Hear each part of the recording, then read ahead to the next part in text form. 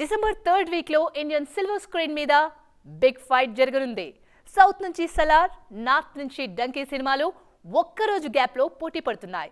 తెర మీద ఢీ అంటే ఢీ అంటున్న ఈ రెండు సినిమాల ప్రమోషన్స్ విషయంలో మాత్రం సేమ్ స్ట్రాటజీ ఫాలో అవుతున్నాయి.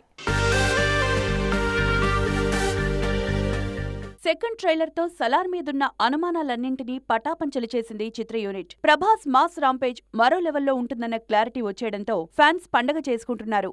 అయితే ఈ జోష్కు ప్రమోషన్ జోరు తోడైతే ఓపెనింగ్స్ మరో లెవెల్లో ఉంటాయని ఎక్స్పెక్ట్ చేస్తున్నారు. సలార్ టీం మాత్రం ప్రమోషన్స్ విషయంలో లో ప్రొఫైలే మెయింటైన్ చేస్తోంది. ఇప్పటివరకు వచ్చిన ప్రతి అప్డేట్ ను ఎలాంటి ఈవెంట్ లేకుండా డైరెక్ట్ గా ఆన్లైన్ లోనే రిలీజ్ చేశారు. అంతేకాదు, రిలీజ్ కి ముందు ప్రీ రిలీజ్ ఈవెంట్ కూడా ఉండదని ఇప్పటికే క్లారిటీ ఇచ్చేశారు. జస్ట్ జక్కన్నతో చేసిన ఒక్క ఇంటర్వ్యూని మేజర్ ప్రమోషన్ కింద కన్సిడర్ చేస్తోంది యూనిట్. షారుఖ్ హీరోగా తెరకెక్కుతున్న డంకీ కూడా ప్రమోషన్ విషయంలో సలార్ ని ఫాలో అవుతోంది.